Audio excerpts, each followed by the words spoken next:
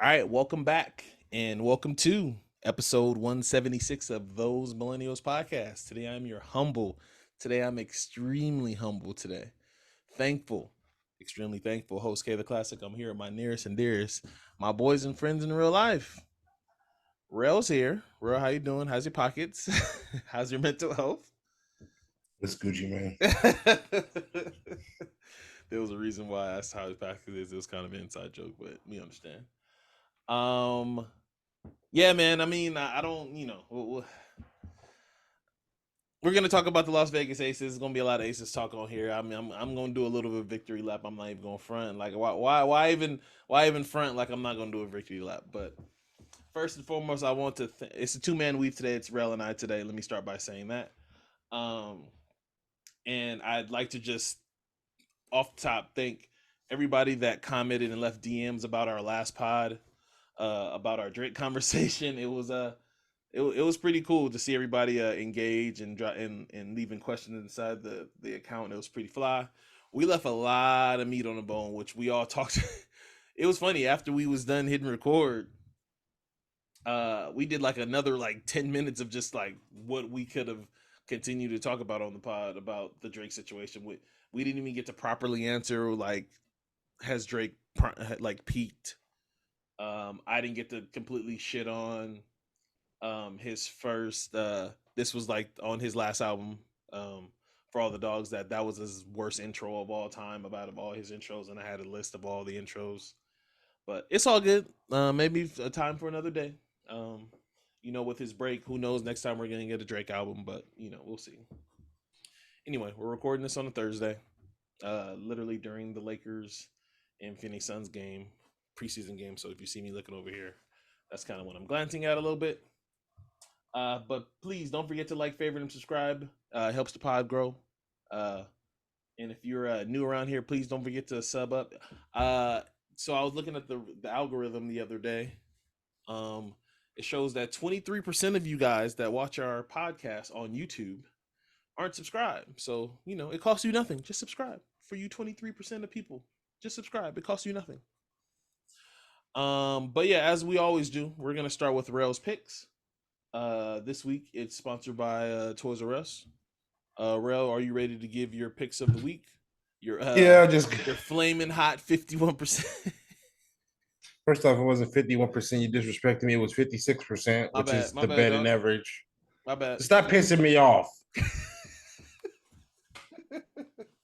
Anyways, Go ahead, my I man. got 5 picks last week. I'll even run down my picks. How if you bet them, how I bet them. It was 5 games. I went 2-1-1. No, yeah, 2-1-1. I pushed on the Washington -3. They won 36-33. I took an L with USC. So that was my one loss, one push. And then, actually 2 losses. Because I lost with the Bucks. So, but I also hit on the Ravens and I hit on the Bengals. So one push, 2 losses, and 2 wins, 2-2-1. That's around 56% still. If you actually do the math and if you know anything about betting, like most casuals don't know anything, don't know shit about betting. Let me explain something to casuals out there. You don't hit Can you 80 to speak 90 louder to the mic? percent of your Speak louder to the bets. mic, please. You don't hit 80 to 90% of your bets for you fucking casuals out there. You don't. You only hit like around 50 to 56%, depending on how you bet. You motherfuckers out there that just throw 20 bucks at a parlay don't do shit for what I bet. I bet every fucking day, literally every fucking day. Don't tell me Degenerate. about this. Don't tell me about this shit, bro. I'm in the books every fucking day talking to cats. I know what it's like to profit. 56% is a good number to be a profitable bettor. You're not, nobody hits 70 to 80% of their fucking bets. You sound like there's some passion behind that. Like, any particular reason why there's some, Anyways, let me get to my 5 picks for this week. If you you want sound to like hit there's them some passion individually behind it? or parlay them, Would have like to I be a said last comment from week, somebody that said something two, otherwise? Oh, I'm two, sorry. 2-1 last week. This week I'm going to go 5-teamer, Ohio State money line, Tennessee plus 8.5, Browns -3, Chargers plus 5.5, Dolphins plus 2.5. Let me give it to you one more time. Ohio State money line, Tennessee plus 8, Browns -3, Who's the Titans play? Chargers plus 5.5. Huh? Who's the Titans play? don't have Titans play Tennessee. Tennessee's playing Alabama. I got 2 college plays. Okay, there you go. So it's Tennessee Volunteers. Tennessee. Oh, okay. I thought you said like. Oh, my bad. So yeah, Ohio State versus Penn State. I got money line. I got Tennessee at Alabama plus 8.5. I got the Browns versus the Colts. Browns -3. I got the Chargers at the Chiefs. Chargers plus 5.5. I got the Dolphins plus 2.5 on the road in Philadelphia. $20. However you want to bet it how you want. My record's still good. That's very, very angry of you. All right. This is probably the earliest we've ever gotten to the not list. But we're gonna get to the not list. For those who are new around here, the not list is compiled of a list of stuff that I've compiled throughout the week, whether it's pop culture, music, hip hop. One of my personal favorite things to pay attention to right now, streaming, is also gonna be on here. So that's the stuff that I'm gonna talk about. So off top, speaking of streaming, I felt like this one was relevant because we're always talking about streaming on this podcast, especially I am. But this came around the wire earlier this week that Netflix is raising their prices again. I think this is like the 4th time that Netflix is raising their prices. So it's I don't know when this is going to take into effect, but Netflix is their basic plan is going to be $11.99, and their premium plan, which I should know that I should have looked this up. What's the difference? Because Netflix doesn't have commercials anyway. Do Netflix has commercials now? I know you don't know because They do. You pirate. But, their premium plan is going to be $22.99, $23 a month for Netflix. I'm not gonna lie, that's kind of crazy. We already last week talked about some, how Netflix is gonna be doing some interactive pop-up shop stuff for certain shows and stuff. So we'll see how that goes. But yeah, shout out to Netflix. 3rd time I think this year raising their prices. This one came around the wire, and Rell, I want to ask you this today. So Terry Stott steps down as the Bucks assistant coach. I'm sorry. I mean, it's still speculation. Nobody knows why, but do you have if you was to guess, like, why would a coach of Terry Stott's ilk resign so close to the season? I read a report, and Tell I don't me, know if please. that him and Adrian Griffin got into it, and he wasn't about to get into. He wasn't about to take his shit. That it was an incident at practice where Adrian Griffin like wanted to get together the coaches, and Terry Stott walked away and talked to the players, and he like kind of reprimanded him and like got at him, and I think it was like Terry Stott basically said, I'm not going to be able to get along with Adrian Griffin," and so it was a rift between them. But yeah, I think that's what I've heard. I mean, I read a report, so That's interesting. That's kind of crazy that he did it so close to like the season starts I in think it just happened. days. It just happened during a practice, and he would like it just was just like a nasty fallout between them. Yeah, but wouldn't you And want to like okay, just plain devil's advocate because I don't know. We both don't know.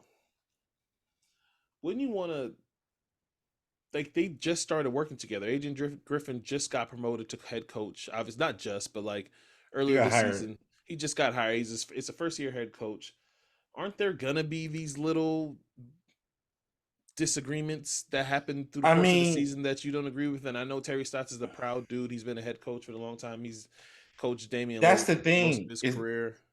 if Terry Stotts doesn't have to be like he doesn't have to take it. He'd be like, it depends on how Terry Stotts wants to really coach. You know what I'm saying? If Terry Stotts is already like, I'm not getting a job and I'd rather not. He already took 2 years off. So maybe he was already on the thin ice. He was already probably Yeah, but frail about coming. he interviewed for head coaching jobs. Like he interviewed for Yeah, them. so he wanted a head coaching job. Yeah. And he realized he has to get an assistant job, and he realized that maybe this is not gonna fit with this staff and Adrian Griffin. I'm pretty sure maybe there was other shit that led up to this, but from what I heard, it was just they just didn't get along.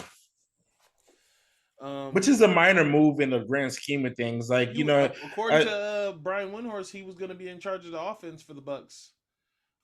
Sorry to bore people with this, but this was very interesting. This just happened hours ago, and it was just very interesting that this came around the wire.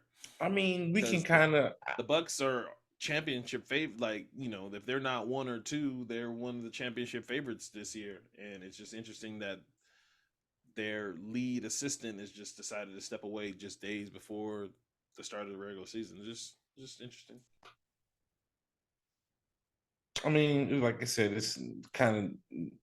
I don't think the offense should be that hard. Like I said, I don't think Terry Stotts. Yeah, he may have been an important role, but I mean, we've seen Terry Stotts' offense. Be the best way. He knows how to unlock Dame, so we'll see. We'll see Fucking if that affects. Dame unlocks Dame. Dame, I know, but you know what I mean by that. I'm not saying that. No, I'm be honest with you, Terry Stotts ain't but a fucking ball roller, bro. Come on now. I forgot who I was talking to. My bad.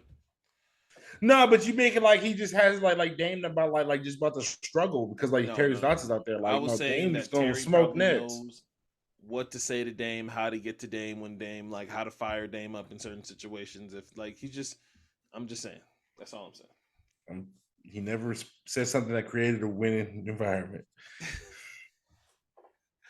Whatever.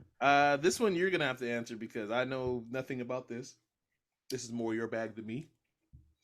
So number 3 on the not list, the NCAA is investigating the Michigan Wolverines football program allegations. And according to a report by Yahoo Sports, Michigan allegedly had people attend future opponents' games. It sounds a whole lot like the Rangers.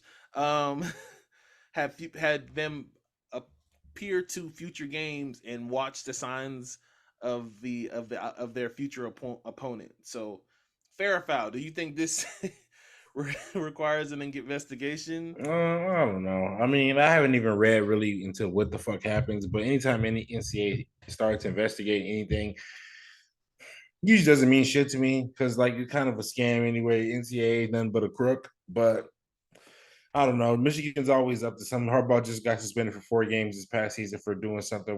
Not he paid for meals for a recruit or something back, but from people to understand, NIL, that shit doesn't come from the NCAA. That shit comes from boosters. Yeah. The NCAA is still not paying these players, So it's we'll see.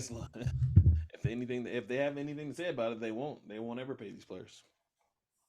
But yeah, this one we're gonna have to pay attention to because this is giving me Texas Ranger vibes. So, KD's in street clothes already.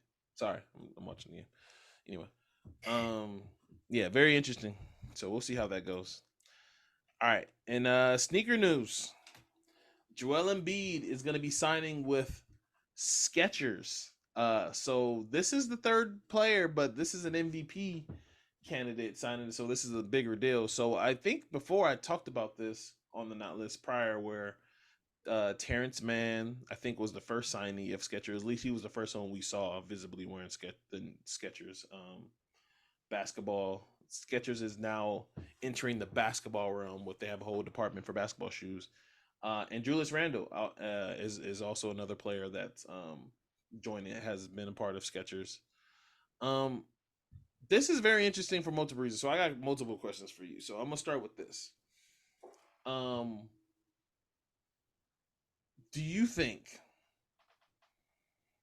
Skechers can scrub off the image that Skechers have had for its entire existence, as far as gaining some kind of momentum to where athletes and consumers will start buying their basketball sneakers? No, because New Balance tried it. New Balance failed.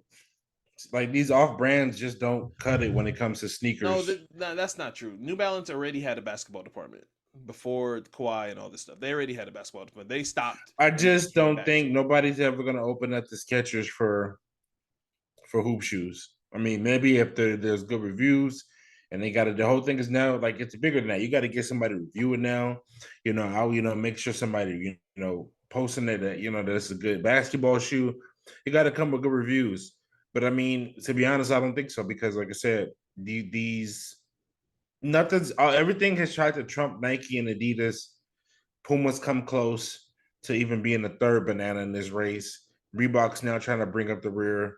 I think that Under Armour, I think is pretty like at the to me at the rear. So I don't know. Like I say, I don't think it's gonna be. Big men don't sell shoes, so that's the thing. Um, well, I wasn't even before Embiid. I was just saying the stigma. So my thoughts on this is similar to yours, but I'm gonna say it in a different way. I, one, I'll say this as a positive. As a person who obviously buys a lot of sneakers, that used to buy a lot of sneakers, I don't buy a lot of sneakers no more. Let's be real. Um, I think in today's age, today's youth, a lot of Gen Zers, shit, and even a lot of millennials, a lot of people are wearing a lot of different brands these days. It's not people aren't just wearing Nikes and it being cool. Um, Obviously, I've talked about for shit, probably the inception of this podcast, that like people were giving other brands chances that like that wasn't what it was when you and I were coming up when we were younger. It was, you know, like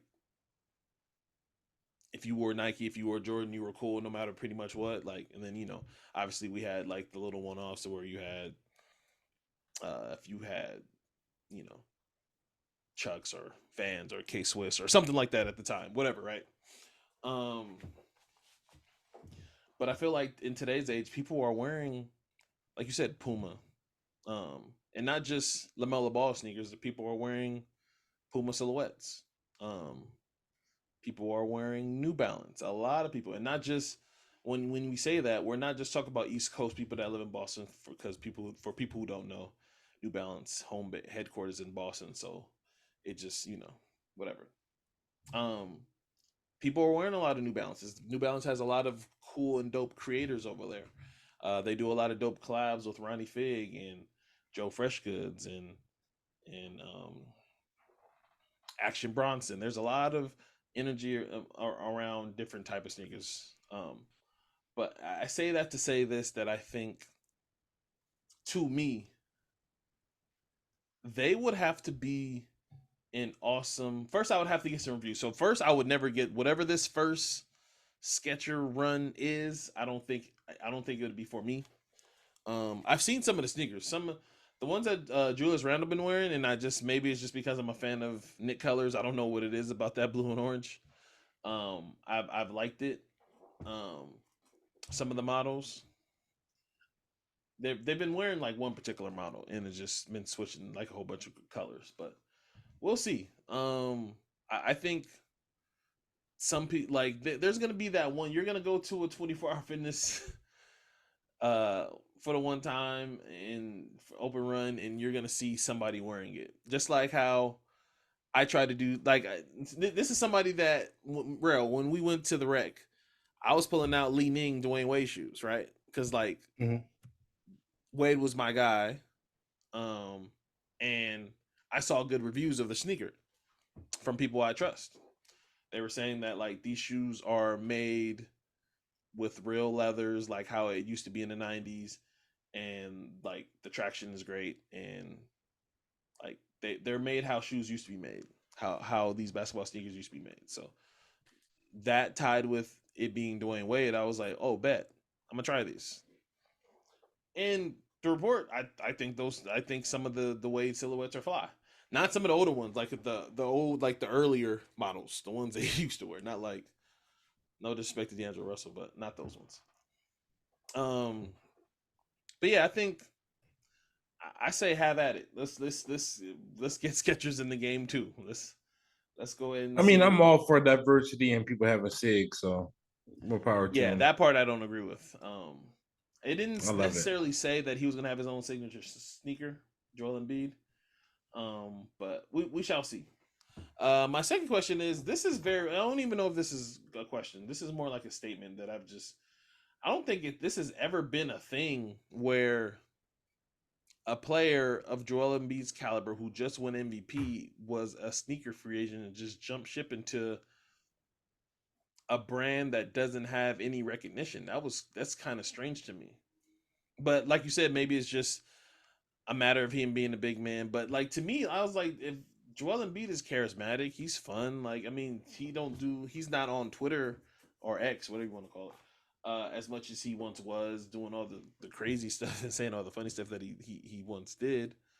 But he is an MVP. I just think after he just won a league MVP, it's kind of weird that this happened to him, where he's going to a not so much well-known sneaker brand. So it's just interesting. You have anything that? No, I'm with you. I'm just curious to see like what's the next step for them, because it is more than signing somebody, It just Yeah. more to it than that. Shout out to Nick DePaula. Shout out to Shams for breaking this news. By the way, but we shall see how this goes. Staying in sneaker and sportswear news. Number 5 on the not list. Angel Reese has signed an NIL deal with Reebok.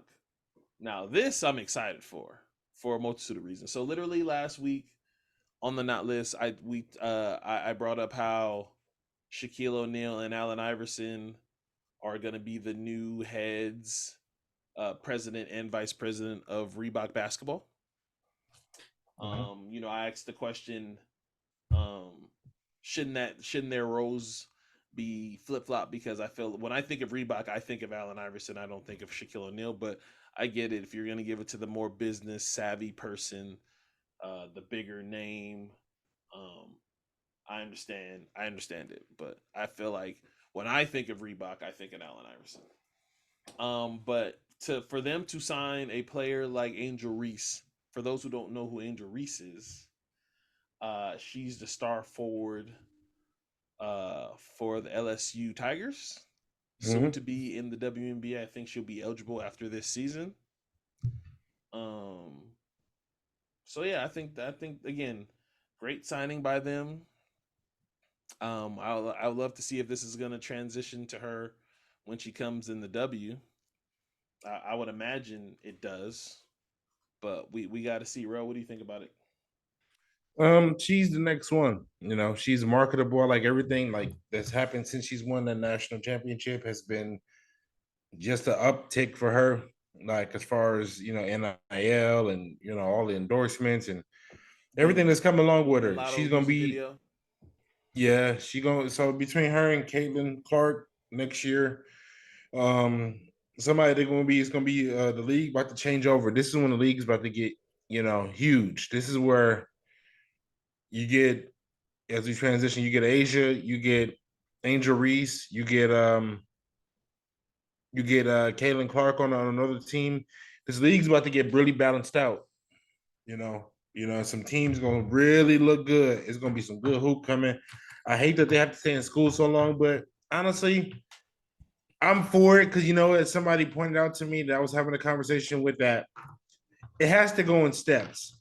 Like the college game was more important than the pro game for the longest. College stars made people want to watch NBA. So it has to go like that. So them staying in is just making them a bigger star for when they come to the league. I just hate that you never really get like the highest peak of everybody together in the league at the same time at their prime because I don't know how many more years Candace has, and I would love to see all these women battle it out on a real, even tournament or something together. So I understand that it's a long process, but Can I like everything that's going. can we trim it? Do they have to play the all four? I just can they do two? Can we get to a medium? Who knows? Can we get to a Is medium? That's because so I'm with you because you're right. Especially seeing the W's again we're gonna talk about the W plenty. Um, how it's a we talked about it. I think we talked about it last week. How it's growing. It's in its 26th year, or 27th year, or something like that. I just think, yeah, they need like Caitlin Clark got popping. Angel Reese got bigger based off their back and forth, and it became a water cooler moment, right? Like like their names became household names to a lot of people just off of their game, right? Um, so I just wish we could find a meeting, maybe 2 years situation. So we'll see how that goes. But congratulations to Angel Reese. I think that's incredible. And I can't wait to watch her this year play for LSU. All right, end of not list. All right, time to stop being humble. Uh, so obviously we're gonna talk about the fighting back to back world champion Las Vegas Aces, who last night in New York went back to back and won uh, Game 4 of the WNBA Finals. Um, and I think that it was the game was 70-69. Um, but more so, let me add this too for people who don't know, because I know a lot of people who watch this, they don't consume the WNBA like we do, Rel. Um, Not only did the Las Vegas Aces win in New York, only allowing 69 points by the team that was second in offense, who had their full team. The Las Vegas Aces were missing two starters, their point guard, their best distributor, Kia Stokes, who Rel talks shit about all the time, but very important player in my opinion. Um, and they won the game because Asia Wilson's her. Jackie Young made plays down the stretch, and despite KP giving me heart attacks multiple times, she played well enough down the stretch to finish the game. Rel, before we talk about this, the long game of what this means, not only what's this mean for us and Las Vegas basketball, what'd you think of the game? I know you you and I had a lot of comments talking about the specific game in the Liberty, but what'd you think? Game was terrible. Um, it was just. I mean, it seemed like two teams playing tight. Um, but Two teams playing like, tight. yeah, I mean, for the most part, yeah. I mean, yeah, I can say that the Aces played free. I mean, the Liberty played tight I down would the say KP. stretch. If you want to talk about players on the Aces that play tight, KP played tight. Yeah. I mean, it was just not even just tight in the fact that they like a mistakes, but I mean, like the fact that they weren't giving up an inch. Turnovers were happening. They were throwing the damn ball over the court in the first half. Oh my god. Yeah, so I mean, so that's what I'm saying. Like If I that's what I'm remember off saying. the top of my head, and somebody will correct me if I'm wrong, who pays attention, I think the Aces had 12 turnovers in the first half. It was in the teens. It That's what was I'm in the early saying. teens. I felt like they were playing tight because they were missing simple passes. Mm-hmm. But overall, I think the Liberty choked game 4 away. I think it was fucking pitiful what they did. I just don't understand how their offense is just so basic for to have such talented players. They have no step movement for Sabrina, which I don't get. I don't get why they have no step movement. Most of her shots come off a down pick or a broken play, and she just shoots a foul three. Why is she not running off of multiple screens? I don't fucking know, but that's something for the next coach of the Liberty to figure out. But ultimately, I just think that congrats to the Aces. Asia put on one of the best performances I've seen down the stretch. And once she got rolling, I was just more concerned because anytime she's to me she's like what I wish Anthony Davis would be. Mm. Like she's like, like the way she just affects the game with her size, the way she takes over in the She does post, that. I mean, takes the three when it's there. Sometimes I will say she does have to work on that jumper. But She doesn't shoot a she's lot just from there. dominant. She's just dominant. And like I wish like I said, that's the way I wish Anthony Davis would play, would just affect the game with everything. Like the fact that they weren't scoring well, but she was protecting the rim, little like, hard hedges being the She got in defensive foul anchor. trouble in the first half. Yeah, she did a very that second foul was terrible. She should not have closed out that hard. She should never close out that hard. She's a big. That is, just show, And if you make it, happy birthday. But I don't know, because congrats Aces, congrats Kelsey Plum with back-to-back champions, Becky Hammond. Only reason why I said this team was not going to win the championship, and I would give full Yeah, yeah, disclosure, I yeah. didn't pick Talk them. about that part. How you betted This on Liberty team, to win the they championship. they didn't take the regular season as serious as I thought they were going to take it. I thought they was going to be on some historic shit. They lost to the games like to the in Washington. They lost to the fucking Sparks, who had lost 13 straight games before they had beat the Aces. Like they didn't take it seriously enough, and then they lost Candace Parker down the stretch.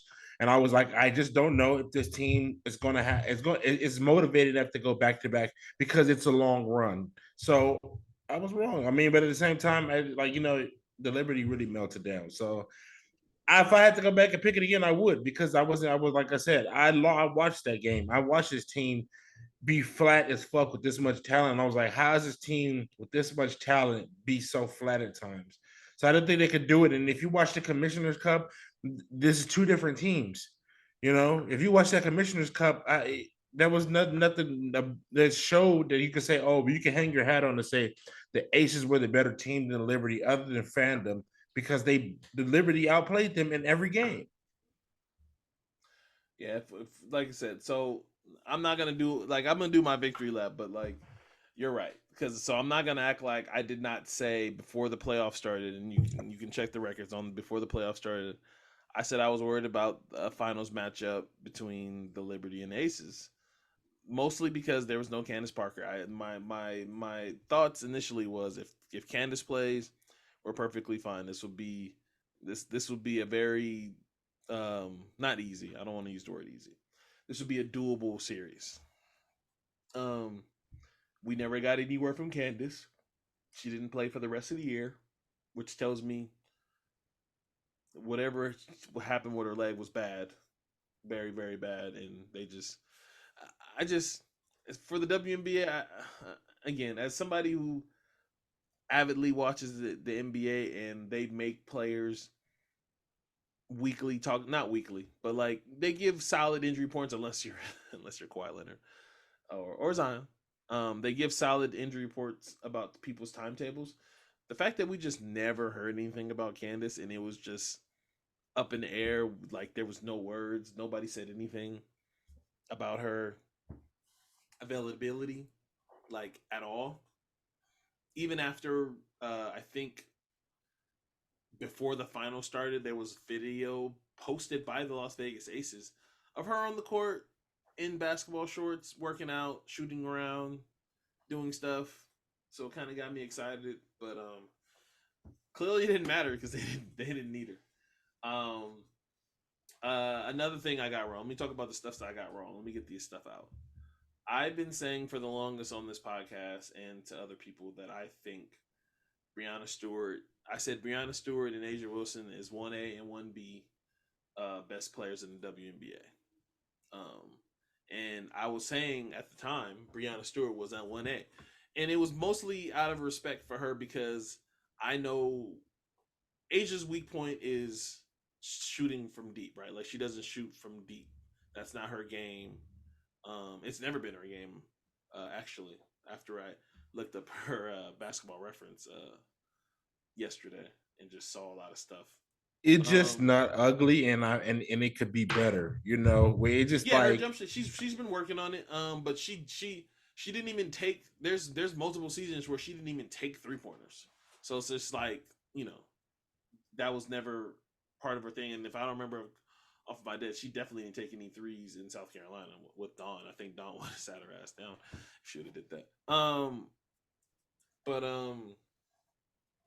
it was mostly because Brianna was just to me a 6'5", 6'4" Kevin Durant type of WNBA player, where I felt like Asia is Tim Duncan and Kevin Garnett into one player. What you think about that comp for Asia? yeah. I I think think Anthony Davis is the I think best she's comp for her though. yeah. There's yeah. If you want to talk about those three players rolled into one player, I can see that. She's that. While I with Brianna Stewart, I see you know I see somebody that's Kevin Durant like, and I just felt like Brianna has less holes in her game. But after yesterday's performance, and I know it was just one game, but what a game! What I mean, I should have had her stats up, so I can talk about how bad she played. Um, but what a stage for her not to just have a complete, utter no show. I don't even want. Okay, so no show is probably strong for her to play not play well. So I'm looking at her stats right now. She played 38 minutes. She was 3 for 17, 0 for 3 from the 3 point line. She made her free throw. She was 4 for 5 from free throw line. She was +2, so she was probably arguably one of their best plus minuses on the team. I'm looking now. She was second in plus minus on the team. She had 13 defensive rebounds. So again, probably just let me be fair. It was probably just a rough shooting night for her, but like just the stage for her to have a rough shooting night was just, you want to talk about just the worst time to have a bad shooting performance. I mean, you can't pick it. Because not only were plays being ran for her to get going, and she just, I don't want to use the word rattle, but it just didn't look good. It didn't look good for a player of her caliber. They did during the broadcast show um, Brianna Stewart's record during championship games all the way up until her high school, I think. And I think she only had one loss, and I think I can't remember her name, Holly Rose, if I think that was her name, was talking about how they don't even count that one because tore her ACL in the second half of that game, so she's literally undefeated in the championship series. Um, but yeah, I'm saying all this to be a long-winded way to say that I think Asia's at the top of the mountain, and until somebody knocks her off, it's like until otherwise, Asia's on top of the mountain. That's where I stand. Um, Asia's only 27 years old, um, and I think right now, if she was to retire, I think she retires as one of the. I think she's fifth or sixth greatest player in the W of all time. You can make an argument for the third, in my opinion, but she's definitely in the 5 or 6 range already.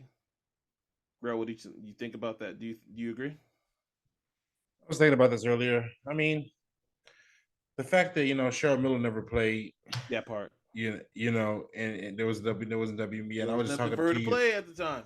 and I was just talking to you about like the fact that we don't have we just pretend like the comments don't exist. When I was going through WNBA history of champions, we had like a Warriors Cavs run between Teaspoon, Cheryl Swoops, Tina Thompson. Mm-hmm. I remember watching those games with my dad, Mm-hmm. and so like the Houston Comets, bring back the Houston Comets, by the way. Um, Yeah, we got to talk to people like we got to she's explain to people that people don't know. Well, the Houston Comets were a WNBA team before they had to contract the league, were parts of the league for because of financial reasons. There were teams like the Sacramento Monarchs, the Charlotte Sting, the Yep. Miami Soul, Yep. the Detroit Shock. Um, Oh my god, I forgot about the shock. That was such yeah, a great name too. Detroit Shock. Like these are good names. Like I don't know. I just feel like every NBA team should have a G League, WNBA team. I just feel like we have It's coming. enough. It's coming.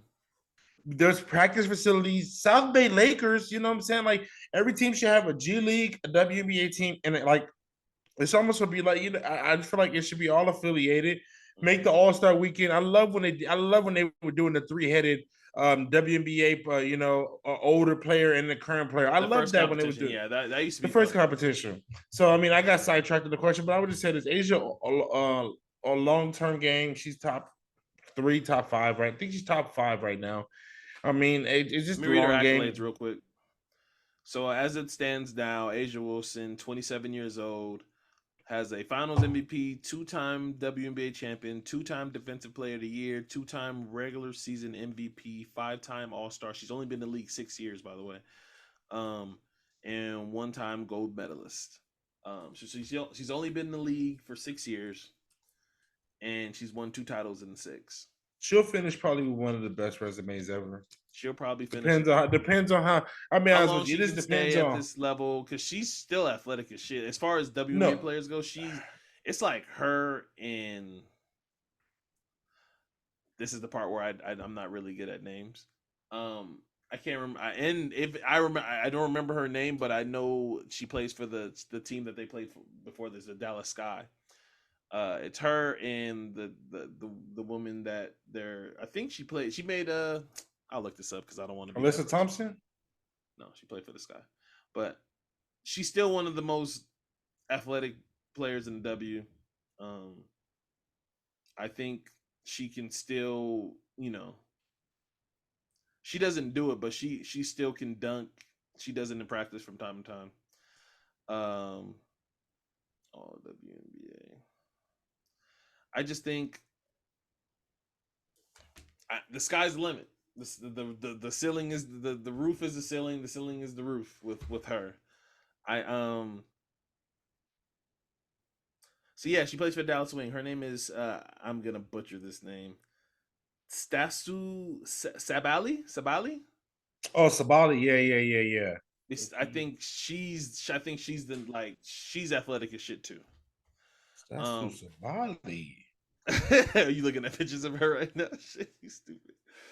Um, yeah. So some more little quick X's and O's thing. And the fact that this was not talked about enough. The fact that Asia Wilson, calm down, stop smiling, get that grin off your face from looking at pictures. Yeah, you know I like red bones. So.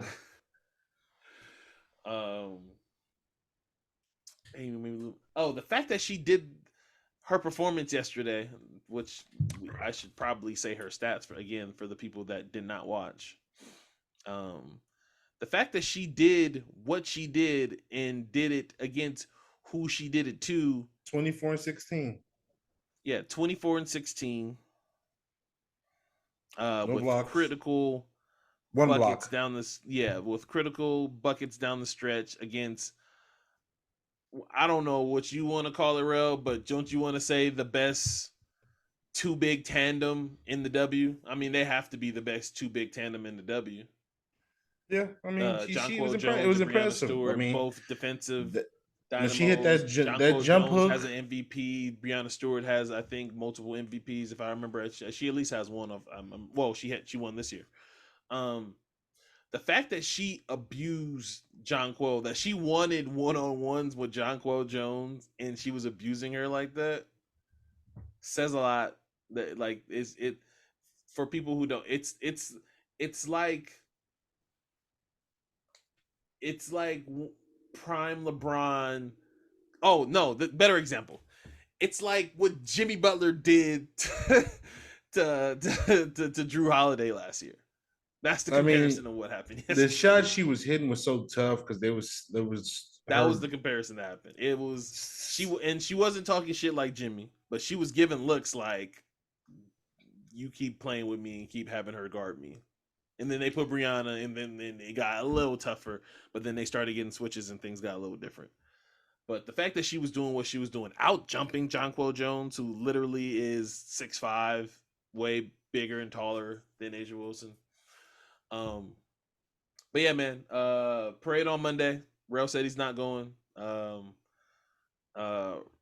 for those who don't know, out here in Las Vegas, the strip is a shit show because of F1. Rell, you said something interesting. So today you told me some stuff about F1, and so to tell the people about what's happening with F1 a little bit. Oh yeah, so out here the strip has been completely a shit show because they're building up for the F1 series, but because of Bleachers the in front of the Bellagio fountain. I can't in my truck now. They literally have cameras, so I can't pull out my phone, or I would literally post how the strip looks. Like I would have pulled like the whole before and after shots because I'm on the strip so much, but I can't because I have a camera in my truck now. Yeah, so when the race takes off on that weekend, it's not the race is not going to start until about 11 p.m. because they When you want to told me that, keep I it. was blown away. I said that what? Yeah, because they're going to keep it for the European fans and the fans who will watch it when it's their time to watch it, which will be Sunday morning. So they're gonna keep it for their main core fans. Like I don't admit, like I like F1 from the fact that I watched this Netflix show, like Yeah, and I like it. that's just that show got a lot of people in F1. I've never watched it. That's why I'm probably not I into it. watch it because I have nothing else to do with my life, and when I watch the show, like it's hard for me to keep up with some of these races. And honestly, it's hard for me to watch 500 laps. Like you know what I'm saying. Yes. So I mean, I'm probably gonna be at the race, but I mean, but it's gonna start at 11. It's not gonna end to 2, like in the morning, because these races take about 3 hours. So they're keeping it for the core friends, and they're starting it super fucking late out here on the West Coast. So yeah, that race is not taking off because they want to get the perfect shot of the night. A car riding through is gonna be lit up, but I don't know. They have yeah, so they're not waving the flags till about 11. So it should go about 11 to 2. Between Should be. F1's construction, the fact that they're building a new off ramp on Tropicana, and Tropicana is closed still. The off ramp, I should say. Fountain Blue's construction, for those who are excited about the Fountain Blue, that literally took fucking, I don't know, 13 years to fucking finish. Whatever, how many years. It's been longer than 10 to fucking finish. Now it's finally like they're finally saying it's gonna open next month. I'll believe when I see it, even though like I literally passed by Fountain Blue yesterday, and it doesn't have fences around it anymore. But again, this is for people who live in Vegas. If you understand what I'm saying, you understand what I'm saying. Um, it's bad. It's bad. For people who I know this has been a popular topic recently. Literally, where Tupac got shot on Cobalt, Las Vegas and Cobalt, they built a bridge, so you can't even so people unless you're walking on the street, obviously. So if you wanted to drive where Tupac got shot, you can't even you wouldn't be able to because there's a ramp that takes you to the other side of fucking Los Flamingo. It's fucking weird. Um, Wait, but so yeah, now there's a ramp over there. So now when you go to that street, you can't even go to the yes, strip. yes. So that street doesn't go to the strip no more. Not right now. No, you can't go through. You have to go through Sands or Trop, like you're going from the airport. Yep. That's insane. But Is again, that they change permanent everything. They or is change it? everything every 2 days, so who knows? But yeah, that's enough about Vegas geometry. Congratulations to the Las Vegas Aces. While I had my doubts, I'm gonna be real. I had my doubts early in the season, like Rell said, because a couple of those games against the Liberty, it pulled my hair out the way they played. Um, Jackie Young, like just the silent assassin. Let me give props to the other players. Jackie Young, a silent Ray Allen type assassin. I loved her drives down the stretch in Game 4. It was needed. Um, KP, for just being able to take the reins and kind of run the offense while sacrificing your aggressiveness, because I know so much of your game is just the attacking off the pick and roll and uh, um, denying screens and driving and stuff. And obviously, this is a hard series for you to drive anyway because you had those two big trees in there with Brianna Stewart and Jonquil Jones. Again, I gave you a little shit because you didn't play the best game, but it ended up working out, so everything is good. I can't remember the young lady's name, the big white lady that came off the bench that came in and was shooting the shit out of the ball, figuratively, not really good. She wasn't shooting well at first, but then she knocked down some critical threes down the stretch, and the rest is history. I want to get her name right too because you know You talking about Colson no. or Oh, Selena George? George. Selena George. She played 30 minutes. Kayla George. Is it? Oh, it is. Oh, my bad. I'm sorry. Kayla George. She was 3 for 10 from three, and those three threes that she knocked down were needed. I think she knocked down two in the third quarter. I think she knocked down two back to back, and she had one in the first half. But very, very, very needed. And I can't wait to be at the parade. I'm thinking about taking my daughter. We'll see. We'll see. Can't wait to go to the parade. All right, so before we get up out of here, Rel, the NBA season starting obviously literally next week, starting on Tuesday opening night with Los Angeles Lakers versus the defending reigning uh, Denver Chicken McNuggets. Shout out to Dustin. And game 2 will be the Golden State Warriors versus the Phoenix Suns. So we're not gonna go through a whole list of do our over and unders like some of the other pods. We're just gonna name 3 of our best over and unders that we think are for sure. It can be an over and it can be an under. Which ones you think for sure are locks for sure? So you can start and then I'll follow up. First one I got I got the Nets over at I mean not Nets over. I'm I'm gonna sorry. say the Nets. What? Not the Nets. I'm sorry. I got the Wizards over at minus 125, 24.5 wins. You got the Wizards. You think oh, Jordan Poole's performance last night got you, huh? No, I had just been doing this like they won like 35 games last year with pretty much just Porzingis because Bradley Beal had been missing for like 2 years. So I just think I like the Poole party. I think Poole, I think this team's they have talent. 23 wins in the East. Like, I don't know. I think they can get to 25, 27 wins. So 24.5 wins, minus 125 right now. You can get it. One of my bets already put in. So that's one of my actual bets. Okay. I've laid a pretty hefty number on that. You want to go back and forth, or you want to do all yours? Oh, I'll give all 3 of mine then. So then first one I got was, and let me see my second one if I can find it on here. Is it up? I got the Lakers at 47.5 wins. Obviously, I think this is the deepest team in the league. Everybody acts like LeBron fell on off a Caesars, cliff. they got him at 47. On FanDuel, they got him at 46. It's a better bet to get him on FanDuel. But yeah, go ahead. I like the Lakers, but I just think that everybody act like LeBron averaged like 28 points, 29 points a game last year. He is literally going to be in chill mode for 50 to 60 games because the depth is just insane. The Prince, D'Lo is out of his noodles. AD, who's the Prince? Torian Prince. Okay. But so yeah, 47.5 wins. I think the Lakers will win 50 games. And my last one, this is my favorite one actually. This is my lock. Rockets over 30.5 wins. I just think that's a good one. I like everything about this roster. Like and I like the fact that Ime Udoka, he's one of these few coaches who don't give a fuck. He don't give a fuck. So Rockets are like 12, literally 12 deep or 11 deep. So he's gonna literally. Even if you count Michael Porter Jr. I'm just playing. He can form. He can form. You say, "Oh fuck Kevin Porter Jr." He was already crazy before he did some crazy shit. I know. I just for those who got the joke, that was for you. Well, Ice Cube got to lead KP. But yeah, Rockets already have. I love their depth. I like the fact that they got a coach that don't give a fuck, and I just think they're gonna play hard.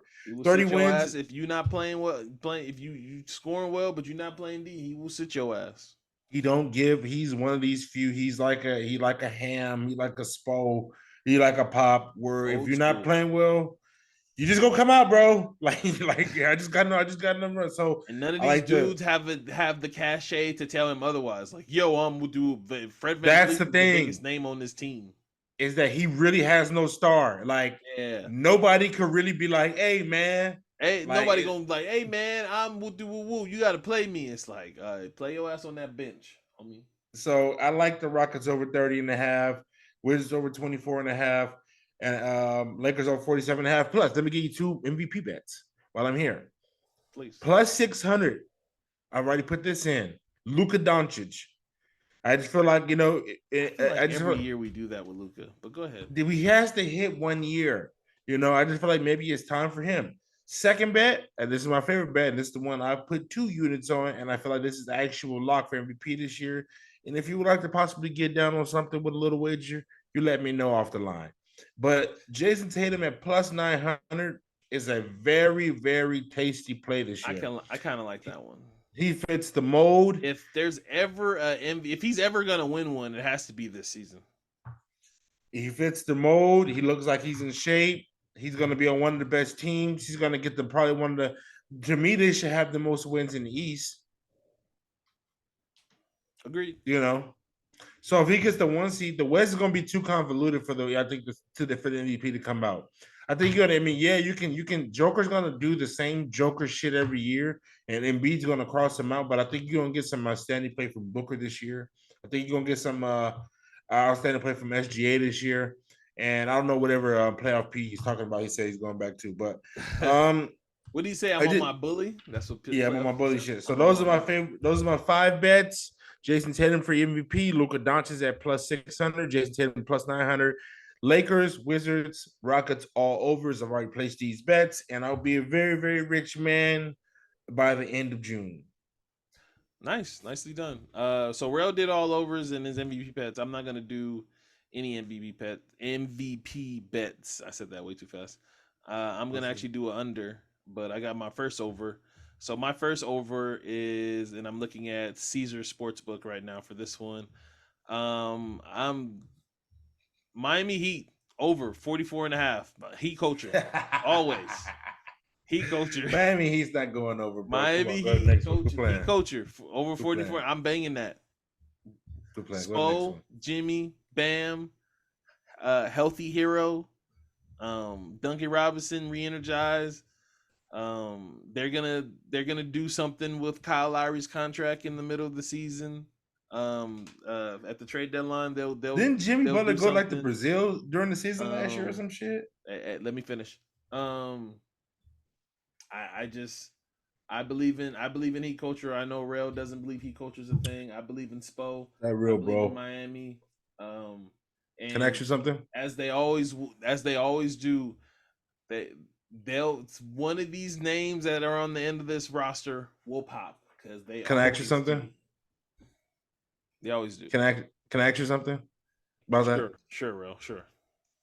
How is it that the Heat get the Heat culture, but they keep trying to recycle? So you believe the fact that they can recycle Josh Richardson again? Yes. That the fact that they're going to make Thomas Bryant a fucking competent NBA player? I don't even know what recycle means.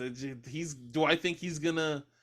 He was damn near out the league not that long ago. Do I think he's going to be better because he's back home playing for the team that made him as good as he was and give him that spark and he understands yes, I think he's going to be better. I'm not saying he's going to be what he was. I think he's going to be solid. I'm relying on Tyler Hero being mad and being inferno. That's what I'm relying on. This is our first heads up play, so I'm gonna go literally bet heads up against this play and go under on the Heat because I think it's a scam and I don't think that they can get Caleb Jordan again. So go ahead. I'm going. Oh yeah, that part. Under on the Heat. No, I hope you know this. Anyway, this is gonna be the first under, and this is probably one of my best bets. If I'm anybody, I would smash this one. Because this team's over is 44.5, and it's in that congested Western Conference. And I just don't think they're going to be as good as a lot of other teams because they're already starting off with injuries. The New Orleans Pelicans, get them the fuck out of here. I don't believe, even with a healthy Zion, I think this team is going to struggle. I think their offense is going to be okay. But defensively, if they're planning on playing Zion at 5, good luck. I love CJ McCollum, big CJ McCollum fan, but he is, again, we don't really go off what we see in preseason. But CJ McCollum still hasn't looked right. They're starting the season without Trey Murphy, without Jose Alvarado, and we're all just Zion's one fall away from just being out for 30 games. Just smashing the under on the Pelicans. Under in a congested Western Conference. I'm smashing the under. And honestly, my third one, those ones two I had locked and loaded. Now I'm looking at these bets. Somebody has to be a really bad bottom feeder.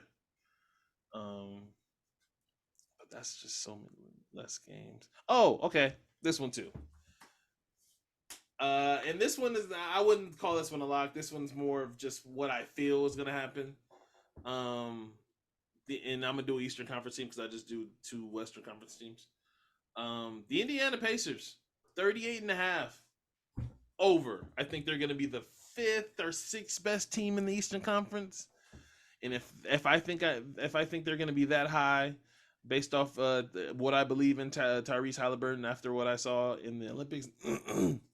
Sorry, not the Olympics, the World Championship. Not just the World Championship, but just what we saw off of last season. I think, man, I think this team is going to be great. Their starting five makes sense. I think they're deep. If they don't have any injuries, I think they're just going to run and gun. They have great coaching. Um, I'm just going to take the Indiana Pacers. Just gonna. I think I'm going to take the Indiana Pacers over. That's where I'm at. All right, good show. Good show today. Rell, good job by you.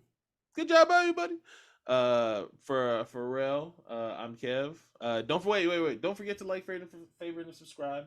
If you're a new listener or watcher, please sub up on Instagram.